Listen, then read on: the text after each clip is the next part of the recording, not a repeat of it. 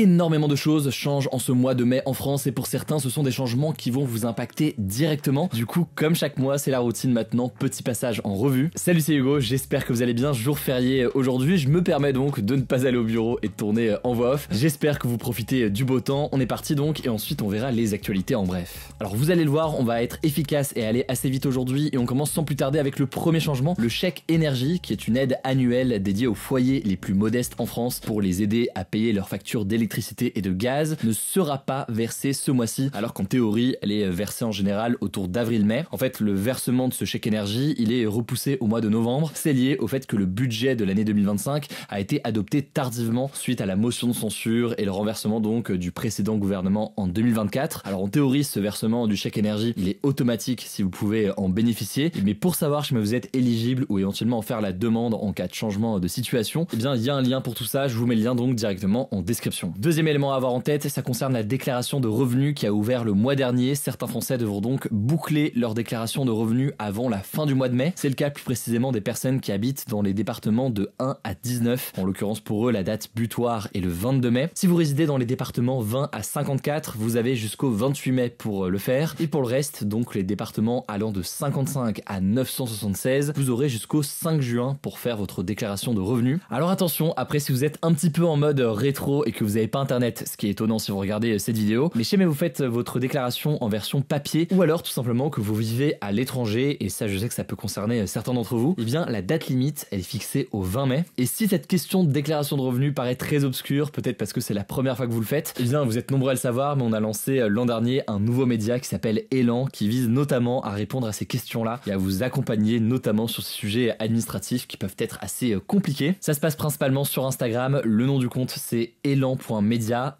ELAN.media, vous êtes plus de 600 000 là-bas, ça fait super plaisir et bienvenue donc pour tous les nouveaux. Troisième changement très rapidement, plusieurs aides perçues par certains Français qui avaient augmenté de 1,7% en avril seront percevables sur vos comptes en banque à partir du 5 mai. Alors cette augmentation elle concerne notamment le RSA, donc l'aide versée aux personnes sans ressources ou disposant de faibles revenus. Même chose pour la prime d'activité qui est destinée aux actifs qui ont des revenus modestes. Même chose aussi pour l'allocation adulte handicapé ou alors l'allocation spécifique de solidarité. Je vous mets des liens en description si vous voulez connaître les montants exacts. Autre chose à noter, si vous êtes étudiant ou futur étudiant, vous avez jusqu'au 31 mai pour faire votre demande de bourse ou de logement Crous pour la prochaine rentrée. La demande, elle se fait en ligne notamment sur le site messervices.étudiant.gouv.fr. C'est aussi sur ce site que vous aurez toutes les informations qu'il vous faut sur le timing exact en fonction de votre situation, etc., etc. Alors si vous êtes étudiant ou futur étudiant et que vous êtes potentiellement concerné, je vous conseille de prendre 2 minutes pour s'assurer que vous ne dépassez pas certains délais et de bien comprendre donc par rapport à votre situation pour éviter de mauvaises surprises. Et à noter aussi que dès le 6 mai à 10h, vous pourrez aussi déposer vos vœux de logement. Cinquième changement maintenant, le prix du gaz va baisser à partir du 1er mai. Après plusieurs mois de hausse, et bien les tarifs repères qui sont publiés par la Commission de régulation de l'énergie affichent une baisse du prix du gaz de 6,4%. Alors maintenant, attention, ça c'est le prix repère, faut voir donc avec le fournisseur si la baisse va être appliquée de votre côté. Il faut donc se renseigner auprès de votre fournisseur. Septième et dernier élément, avant les actualités en bref, dès le 1er mai, les régions peuvent décider de faire payer la carte grise des voitures électriques. La carte grise, c'est donc le document officiel qui permet d'identifier un véhicule ou qui autorise sa circulation sur la voie publique. Donc pour les voitures électriques, c'était gratuit jusqu'ici, sauf que maintenant, ça peut devenir payant si les régions le souhaitent. Alors pour l'instant, seule la région Hauts-de-France a décidé de maintenir la gratuité et pour les autres, faudra voir, mais ça pourra varier entre 150 et 350 euros et jusqu'à 750 euros pour les modèles les plus puissants selon la région et le véhicule. Et l'une des raisons avancées, c'est de permettre aux régions de compenser la baisse des financements publics de l'État, suite notamment donc au dernier budget. Voilà donc pour ce qui change, je vous laisse avec Léa pour les actualités en bref et je reviens juste après. Merci Hugo et bonjour à tous. On commence avec cette info. L'Ukraine et les États-Unis ont signé un accord